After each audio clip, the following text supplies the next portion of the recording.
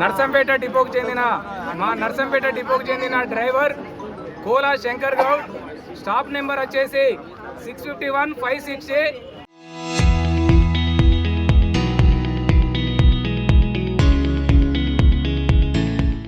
ఈరోజు శాంతియుతంగా చేస్తున్న క్రమంలో మరి రేవంత్ రెడ్డి గారి ప్రజాపాలనలో ఆర్టీసీ కార్మికుల సమస్యలను ఆందోళనకు గురై సమస్యలు పరిష్కరించని ఎడల ఈరోజు పెట్రోల్ వేసుకొని బస్టాండ్ ఆవరణలో ఆత్మహత్య ప్రయత్నం చేయడం జరిగింది.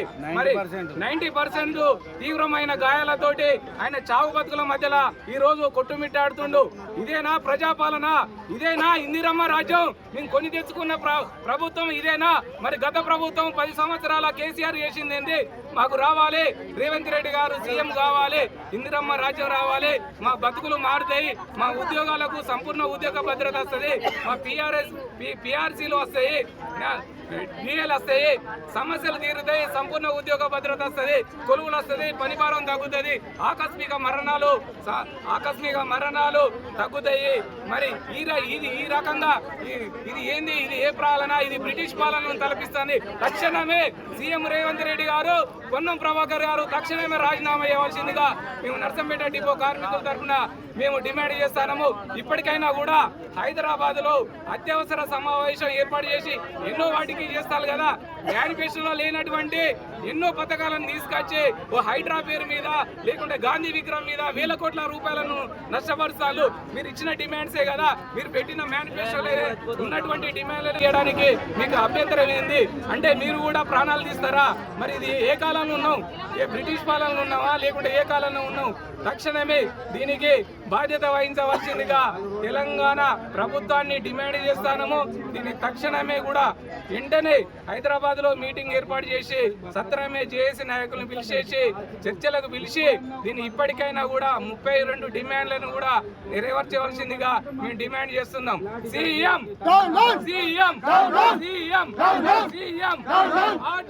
ఆర్టీసీ కార్మికులు రాష్ట్ర వ్యాప్తంగా సమ్మె చేస్తా ఉన్నారు.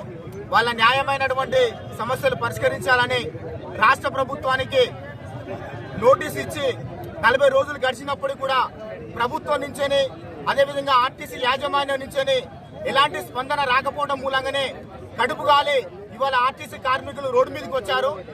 రాష్ట్ర ప్రభుత్వం ఎన్నికలకు రాకముందుకు వీళ్ళకి ప్రభుత్వంలో విలీనం చేస్తామని చెప్పేసి ఎన్నికల మేనిఫెస్టోలో పెట్టినటువంటి డిమాండ్స్ నే ఈ రోజు వీళ్ళు అడుగుతా ఉన్నారు.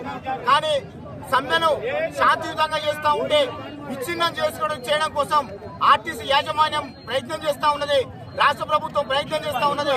ఈ రోజు నర్సంపేట డిపోలో శంకర్ గౌడ్ అనేటువంటి కార్మికుడు తమ హక్కుల కోసం పోరాటం చేస్తా ఉంటే ప్రైవేటు డ్రైవర్లను డిఎం కావాలని చెప్పేసి పెట్టడం మూలంగా ఆయన ఆందోళనకు గురై ఈ రోజు ఇక్కడ ఆత్మహత్యకు పాల్పడినటువంటి సంగతి తెలుసు. ఆత్మహత్యకు పాల్పడేటువంటి ఆ బాధ్యత రాష్ట్ర ప్రభుత్వమే వహించాలని చెప్పేసి ఇప్పటికే వైద్యులు చెప్తా ఉన్నారు. 60% పైగా కాలిపోయినటువంటి శంకర్ గౌడ్ వైద్య ఖర్చులు మొత్తం రాష్ట్ర ప్రభుత్వమే భరించాలి. దానికి బాధ్యులైనటువంటి నర్సంపేట డిఎం పైన క్రిమినల్ కేసు పెట్టాలని చెప్పేసి మేము డిమాండ్ చేస్తా ఉన్నాం. వీళ్ళు చేస్తున్నటువంటి సమ్మెకు బీఆర్టీయూ జిల్లా కమిటీ వైపు నుంచి సంపూర్ణ మద్దతు తెలియపరుస్తా ఉన్నాం.